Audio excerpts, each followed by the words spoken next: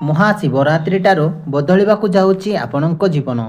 କାରଣ ଗ୍ରହ ନକ୍ଷତ୍ରମାନଙ୍କର ଚଳନରେ ଗୋଟେ ବହୁତ ବଡ଼ ପରିବର୍ତ୍ତନ ହେବାକୁ ଯାଉଅଛି, ଯାହାଦ୍ୱାରା ଏମାନଙ୍କ ଜୀବନରେ ଚାଲିଥିବା ସମସ୍ତ ଦୁଃଖ କଷ୍ଟ ଏବଂ ସମସ୍ୟାର ଅନ୍ତ ହେବାକୁ ଯାଉଅଛି। ଏବଂ ପୁଣି ଥରେ ମହାଶିବରାତ୍ରିଠାରୁ ଏମାନଙ୍କ ଜୀବନରେ ବହୁତ ବଡ଼ ଖୁସି ଖବର ଫେରିବାକୁ ଯାଉଅଛି। କାହିଁକି ନା ଆପଣଙ୍କର ଦ୍ୱିତୀୟ ଭାବ ବା ଧନ ଭାବରେ ଚତୁର୍ଗ୍ରହ ବନିବାକୁ ଯାଉଅଛି। ବୁଧ ଏବଂ ଶୁକ୍ର ଲକ୍ଷ୍ମୀ ନାରାୟଣ ରାଜସଂଯୋଗ ନିର୍ମାଣ କରିବେ, ଯାହାଫଳରେ ମହାଶିବରାତ୍ରିଠାରୁ ଆପଣଙ୍କ ପାଖକୁ ମୋଟା ଅଙ୍କର ଅର୍ଥ ଆସିବାର ସମ୍ଭାବନା ବନୁଅଛି।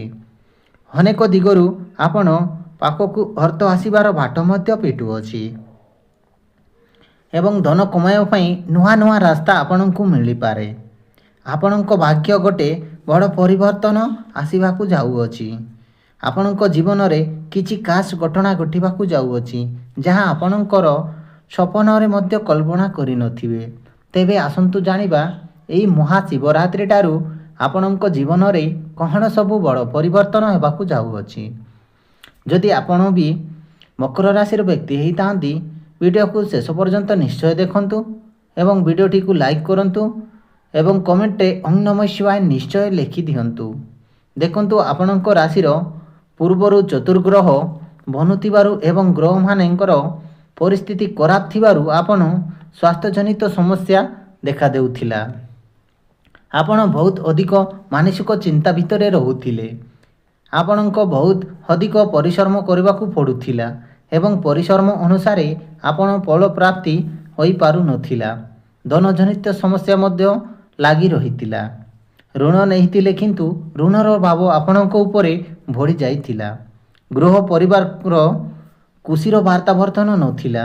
ଶିକ୍ଷା କ୍ଷେତ୍ରରେ ଦେଖିବା ଯଦି ସମସ୍ୟା ମଧ୍ୟ ବହୁତ ଦେଖାଯାଉଥିଲା। ଆପଣଙ୍କର ଅନର୍ସରୀ ଖର୍ଚ୍ଚ ମଧ୍ୟ ହେଉଥିଲା।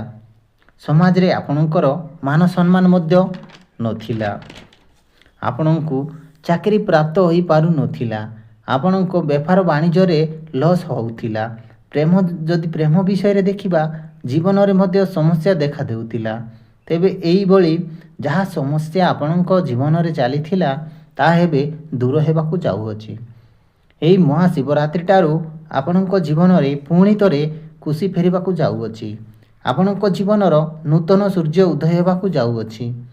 ଦେଖନ୍ତୁ, ସବୁଠାରୁ ବଡ଼ କଥା ଏହା ଅଟେ ଯେ ଆପଣଙ୍କର ଧନ ଭାବରେ ଦ୍ୱିତୀୟ ଭାବରେ ଲକ୍ଷ୍ମୀ ନାରାୟଣ ରାଜସଂଯୋଗ ବନୁଥିବାରୁ ଆପଣ ନିଜେ ଦେଖିବେ ଏହି ମହାଶିବରାତ୍ରି ପରଠାରୁ ଆପଣଙ୍କ ପାଖକୁ ବିଭିନ୍ନ ଦିଗରୁ ଅର୍ଥ ଆସିବାର ବାଟ ଫିଟୁଅଛି ଏବଂ ନୂଆ ନୂଆ ରାସ୍ତା ମଧ୍ୟ ଆପଣେଇ ପାରନ୍ତି ପଇସା କମାଇବା ପାଇଁ।